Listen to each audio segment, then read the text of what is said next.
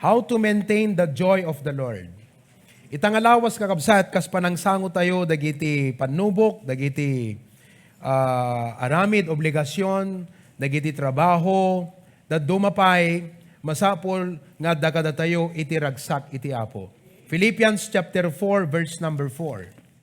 The Bible says in Philippians 4, surat ni Apostol Pablo, kadagiti kakabsat iti Apo, ijay Pilipo, who were suffering and going through afflictions in life, kunana kadakwada, rejoice in the Lord always, and again, I say, rejoice.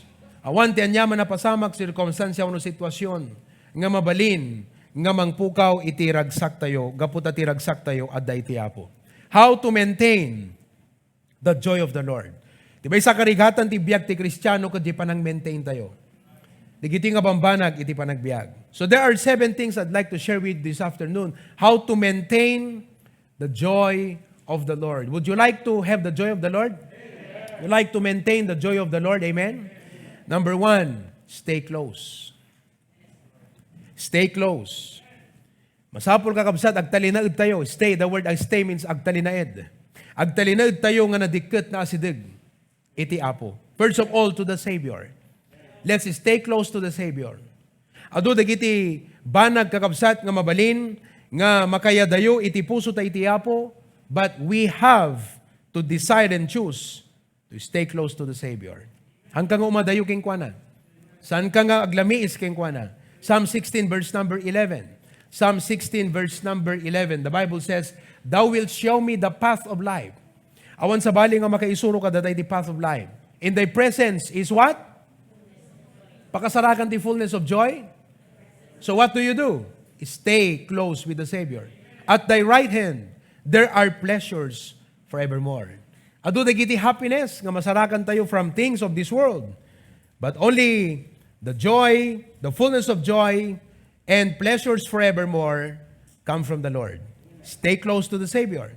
Stay close to the Spirit. Masapol nga makipagpagna tayo kakabsat, iti Holy Spirit of God. We have the Spirit of God. You have the Spirit of God. Idinawat tayo ni Apo Jesus as our personal Savior. In Romans chapter 14, verse number 17, it says, Romans 14, "For the kingdom of God is not meat and drink." Naragsak ti mangan, amen? Naragsak no adu digiti makan, naimas iti taraon, lak amen, agpay ti bagi. But the kingdom of God is not meat and drink. As Christians, hindi po yun ang primary source of joy natin. But righteousness, kinalinteg nga panagbiag. Peace, natal na nga panagbiag. Joy, and where can we find that? In the Holy Ghost. So this week, while you do your work, while you solve your problem, while you face nagiti sitwasyon mo di panagbiag, you need to walk in the Spirit. What does it mean to walk in the Spirit? It is an awareness of God's presence in your life. Nga ti Apo, tignay ka, agtrabaho ti pusom, aware tayo, kat masapol kakabsat, nga magipagpagna tayo iti Espiritu ti Apo. Ti kuma prayer mo, ti binigat ko nam Apo Diyos, sapay kuma, iti amin nga turungek, sikat makitak. Sapay kuma, tagiti amin nga aramidek, Apo Jesus, no kasano, iti biyag mo idi, isot kuma agserbi nga pattern ko, Apo. Surutot kuma, day jain pakitam nga ehemplo. Surutot kuma, di panunot nga daging ka. Diyak kaya ti umadayo iti dayjay. I want to stay close to the Savior. Kat ti kararag mo, inahin mo ko ng Holy Spirit, I pray that you will see through my eyes, listen through my ears, work through my hands, move through my body, love through my heart. I pray, Holy Spirit, that you will dominate, rule in my life. Sikati agpanuray iti biyag ko. Stay close to the Savior. Stay close to the Spirit. Don't let the busyness of life, don't let the voice of the world, hamo ipalubos nga dagiti makitam ti social media, agawon na, the affection mo kakabsat. Masapol nga we have to stay close to the Savior. Number 2, how to maintain the joy of the Lord? Stay clean. Stay clean. Di ngamin kakabsat ti unag ti pagtaangan, nadukot tayo no nagulo, narugit, kansang nga naurnos. Amen? So we have to stay clean. As God's people, we have to stay clean from sin. Stay clean from sin. Amen? If symptoms persist, consult your conscience. No, dadigitihan na nasaya at nga pasamak ti panagbiag mo, consult your conscience. Because probably there are sins in our lives. Kat ni King David kakabsat, he knew better than us because, he is a king. And he has a big family. Dakil ti pamilya na. And he is a king of a nation, a kingdom, the nation of Israel. But at some point in his life, nagkibaltang nagkamali kat nakabasol. Adultery and murder. It's a grave sin before God. Dahil nga basol, the Israelites, hindi kakabsat, worthy of death. Dapat mabato. Mabatbato, kat aging gang amatay kakabsat. He's worthy of death. Ngam inarakop na tiyapo. Kat kuna na di Psalms 51 verses 2 to 12, that is the prayer ni King David after he was confronted. Hindi makumprontar. Kat makumbiktar. Kat ma-realize na kakabsat. That nga nagbasolan na kuna na, wash me, kuna na tiyapo. Dalusan na, truly, from mine iniquity, and cleanse me from my sin. Punasem apo tinagbasolak ka. Awan ko maapo ti mulit. Unumilat, itibiyag ko apo ti imatang mo. Cleanse me from sin. This week, brethren, don't let sin nga hamoy palubos nga tibasol ket dumket king ka. No man pa'y tibasol kakabsat, lumabas-labas lang yan ti pampanunot tayo no daduma. Ngam di may palubos nga talinaad king ka. Do not regard iniquity in your heart. Verse number 3, he said farther in his prayer, in verse number 3, wash me truly from my transgressions, and my sin is ever before me. Verse number 4, against thee, and thee only have I sinned, and done this evil in thy sight. Nakabasol ak apo kang ka. Amom, no nakabasol ka ti apo, no ibagam nga naragsak ka, ure dabasol mo ti apo kakabsat, sa bali nga ragsak tadagan ka. Saan nga naggapu ti apo, dahi ta nga ragsak. Kasi ti pudno nga ragsak, naggapu ti apo, kat resulta tinadalos nga puso. Resulta tinadalos sa panagbiag. Resulta iti konsensya kakabsat, nga nasimpa kan nasayaat iti imatang iti apo. Ngayon no, adda, dagitihan na upag-isot ibiyag tayo. Kat kuna tayo, okay akmet, naragsak akmet, han nga naggaputi apo, dahi ta nga ragsak. Because the joy that comes from the Lord is the result of a clean life. Kuna against thee and thee only have I sinned, and done this evil in thy sight, that thou mayest be justified when thou speakest. Apo, ari ak, kat Diyos ka. Apo, punasam ti basol ko. Tapnon han nakagbalin, nga pakaibabain ang tinagan mo. Verse number 5. Verse number 5, behold, I was shapen in iniquity, and in sin did my mother conceive me. Verse number 6, behold, thou desirest truth in the inward parts. Apo, kunana, sikisukem, ti kinapudno, iti makin uneg nga paset iti bagik. Iti lalaem ti bagik, sa pulem ti kinapudno kanyak. And in the hidden part, thou shalt make me to know wisdom. Verse number 7, purge me with hyssop. Paunay dada nga prayer ang kakabsat. Nagatidog nga kararag, tilang imbagana, panangpunas ti basol.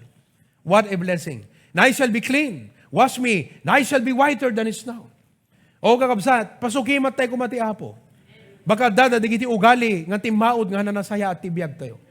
Baka dan ti kinapalangguad. Baka dan ti kinaapal. Baka dan ti bitterness, iti hatred. Dadigiti banag kakabsat, nga nakilo tibiyag tayo. Nalakatay ang agsui, kung amin pa'y kakabsat. All of these things, we must come to the Lord and say, Lord God, cleanse me. I shall be whiter than snow. Verse number 8, he said, make me to hear joy and gladness. Kita nyo? Tigayam joy and gladness nga gaputi apo kakabsat. Resulta no nadalusan kan. That the bones which thou hast broken may rejoice. Apay, iti na-realize na nga nakabasol kakabsat. Kaladete, bad news. Naglulukan tirik na nga naka-amiris. Didi basol na. Verse number 9, kunana, hide thy face from my sins and blot out all my iniquities. Verse number 10, create in me a clean heart, O God, and renew the right spirit within me. 11, cast me not away from thy presence, and take not thy Holy Spirit from me. Restore unto me the joy of thy salvation. Sa baling aragsak, ti kuma-prayer tayo, itangalaos ko na tayo, Apo, na dalus ko manatarnaw, na sinaw ko matipusok, Apo, agserbi.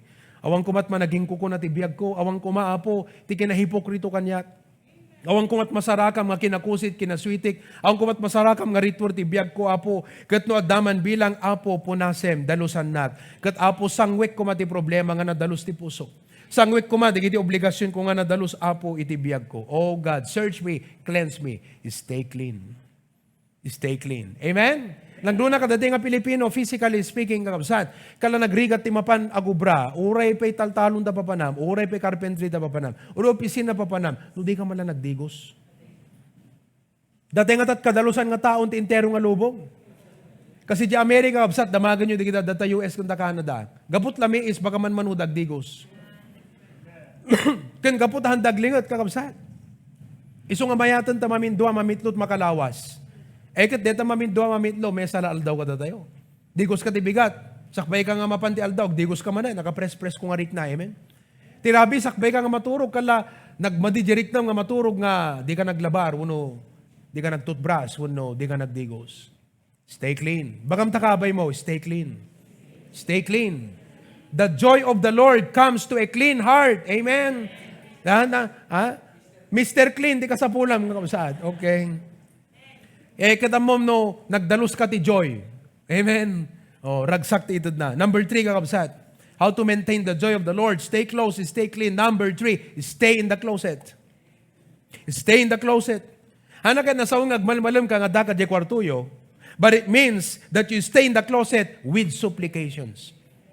At daka ijay, kakabsat, ma-realize tayo kumang, hanteg kampante ti panagbiag tayo. Hanagaputa the resources, hangagaputa na saya ti sitwasyon, hangagaputa da pagubraam, kampante kalatan ti panagbiag. Masapol kakabsat, nga exercise your faith with supplications. You never know. Every day, we are engaged in spiritual warfare. Ni Satan na saksapsapol ti bakrang nga mabalin nga pangtirahan kada tayo. And the only way we can be on guard is through prayer with supplications. What a blessing kabsat ti Apo dumdumngeg. John chapter 16 verse number 24. John 16:24. Hitherto have ye asked nothing in my name. Apay ngamin nga di kay agdawat itinagan ko.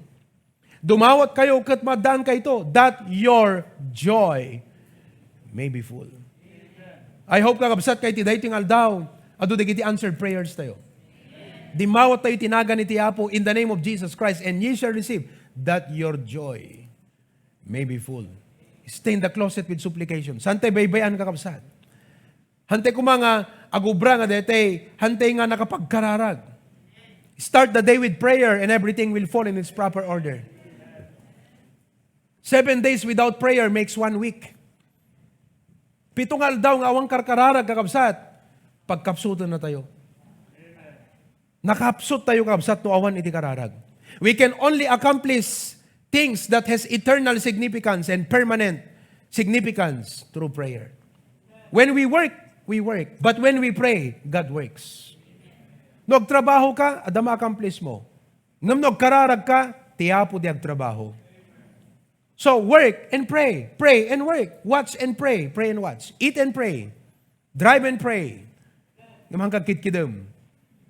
Drive kalatag, kararag di puso, magsasao kang nakakita ka di dalan. But with supplications.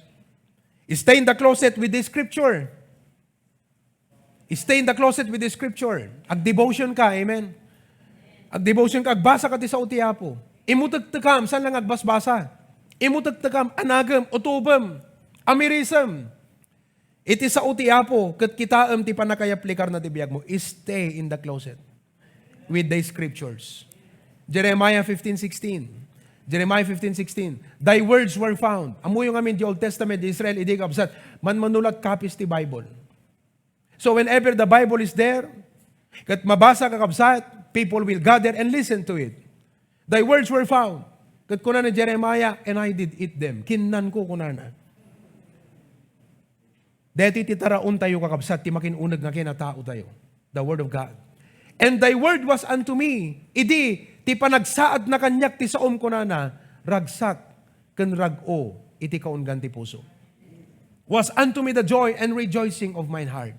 For I am called by thy name, O Lord God of hosts. Let's eat the word of God. Kanon tayo kakabsat ti sa utiha po. Amen. Sa nga literal nga kanom dito page by page. Ngam digiti mabasa nga sa utiha po. Anagam imutagtagam. Kat itinto pa nagsaad naging ka, it din nakakabsat, itiragsak na nadyusan. Agasam no nag-devotion ka, uri nakadut problema, makapulkok ta panunot mo. Nulino katam, DJ daily reading, tapos kinitam DJ daily bread, DJ pala title kakabsat. Tapos binasam DJ, nagkaroon ka ti insight, nagtugaw kat basit, nagpanunot ka. Kat inanag mo, anyat application DJ nga nabasam nga verse king ka. Umdas manan kakabsat, ngagbalim nga pigsam DJ. Dati yaayo itatang nga nagigimong itay bigat, agasam day nga sa utiapo nga naikasaba. what a great comfort kada tayo kakabsat, challenge, nga ti suffering gayang blessing, nga ti suffering kasla negative no kit kita, ngam ti resulta na positive. Nga ti suffering panagsagaba, han nga nasamit, ngem gapo kadigiti ibungan nga nasayaat, pagbalinan nga nasamit tirik na tayo, nga mangsango kan manglasat kadigiti nga suffering. The Word of God. So stay in the closet. Stay in the closet. Amen? Number four, how to maintain the joy of the Lord is stay compliant. Stay compliant. Tinasaon ti compliant kakabsat, submissive, obedient. It means nag-respond tayo kakabsat kadigiti sa utiapo. Saan tayo lang agbalin nga good hearers, but we must be good doers of the word. Stay compliant to the Lord's statutes. Masapol nga ti biyag tayo kakabsat, paiturong, payator, kadagiti sa utiapo. You know, the Word of God comes in four ways. Or four things ti accomplish the Word of God ti biyag mo. Umuna, doctrine. Isuro na king ka ti usto nga panursuro. May panggap ti Diyos, may panggap ti biyag, may panggap ti church, may panggap kadagiti aming nga issues ti panagbiag. Doctrine. Number 2, correction. At ang kapasidad ti Biblia kakabsat nga mangkurihir, mangibaga di nagkamalyam. Amen? Praise the Lord for that. So anat aramidem? Be compliant. Don't resist. Yield. Amen? Yield. Pabusuyam. Bayam nga ti hapor, nusan na ka. Paatur ka ti sa utihapo. Amen? Adaka di pelang lugar ti puso tayo kabsat. Are we compliant? Amom no kung kontraam ti Biblia, ang kanto naragsak. No kontraam ti sa utihapo, di kanto naragsak. Kas asawa nga lalaki, no dimsurutan ti pagayatan ti hapo, ang kanto naragsak. Kadagay nga asawa nga babae, if you don't follow the word of God, you'll not be happy. Kadagay nga anak, no hangkag tulnog, ti sa utihapo, hangkag tokbaling nga naragsak. There is joy in obeying the word of God. Katlaglagay po nyo kabsat, listen, no ag-obey ka ti sa utihapo, hala sikat maragsakan, pati digiti tao, at dada mairaman nga makipagragsak. Gapo, kadijay blessing ti panagtulog mo ti sa utihapo. Ngem no hang ka nagtulog ti sa utihapo, hanto lang nga sikat masaktan, at dada pa'y tao nga mairaman na masaktan. Gapo day dim panagtulog ti sa utihapo. So anat tabing pintas, agtulog ti word of God, be compliant to the word of God, uno maging resistant tayo kakabsat iti word of God. Agtulog ka ti sa utihapo. Stay compliant. John 15 verse number 11, John 15:11. Not only that doctrine correction, pwede ko na di Bible, reproof. Panangtubngar. Ti panangtubngar, ti difference ti reproof kon correction. Ti reproof kakabsat, ibagana di kamalim. Ti correction, ibagana no kasano nga iyator mo di nagkamalyam. How to make wrong things right.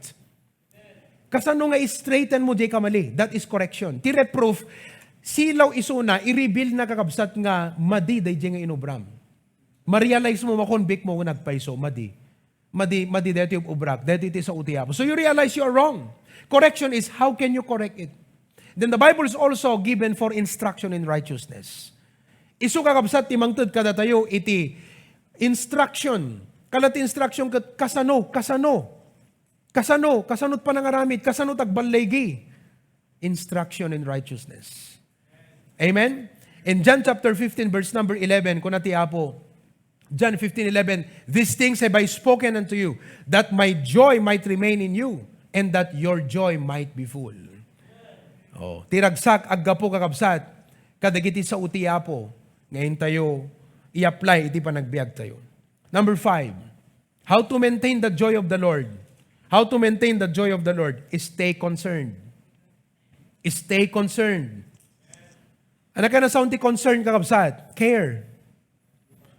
Adda asim. Concern. Nang nangruna kakabsat, kadagiti souls. Stay concerned for souls. Praise the Lord, this week, nag-respond, digitay by Bible study tayo kakabsat, iti every Saturday ti soul winning. And we have some pictures here, pakita mo nga. Nadaydayo ti apo kakabsat. We taught them the 4 spiritual laws, handaman nga napantak nga na i-apply dayjay ngem adda nakatulong kadakwada nga idea how to share it. Ayan. That Sister Gretchen sharing to her workmate about 1:30 in the morning. That is Brother Mark from Lawag, but he's in Singapore. He tried to share the gospel to his friend. Christian din pala. But he tried to share the gospel. Kadidikal man, kung na pastor, pray for me. because at the papanami, at the badminton session mi, ket I pray nga, DJ ka, ay ayam ko masyarak to the gospel. Oh, next one. Ayan. Ni Brother Nelson, sinera na deti dua. Ket pagsasaritaan dano, pagtutulagan dat pa ipanggap ti basketball. Di kuang kunakan, di kiti duang nga kakadwa na. Apay, gayam, madlaw miking kakat kwa, nagbalbaliw ka muteng kunada. Kasi nakaraw-raw-raw ka, idi kunada. Nakaraw-raw-raw ka nun ni Nelson, idi. Tatang kakabsat, nakawarwarwaran. Nakataltal na mo ten, ya? Nakataltal na. So, kunana, di apo binalbaliwan nat. Ijay na mo ten nga inopen ti conversation, in share na ti gospel. Sister Goldie, in Cathedral City, kakabsat. Kat deto, in karkararag na idi umay, di balay da kunana, apo, ikanak ti courage kan boldness. Tamasyarak ti gospel, deto nga umay, iti balay ita. So, sinairan na iti ebanghelyo ti apo. What a blessing. Sa balit ti ragsak, kakabsat, iti nabsog. Ngem sa balit ragsak, ti adanay idalan na kararwa. Sa balit ragsak, dito makapasyerte nga makakita, digiti nagpipintas nga luglugar. Ngem sa balit ragsak, ti adanay idalan na kararwa. Sa balit ragsak, dito agpasangput, iti balikbayan box. Ngem na idumdum ati ragsak, ti adama idalan na kararwa iti apo. Sa balit ragsak, dito nakapasa ti board exam. Ngem na idumdum at ragsak, ti adana idalan na kararwa.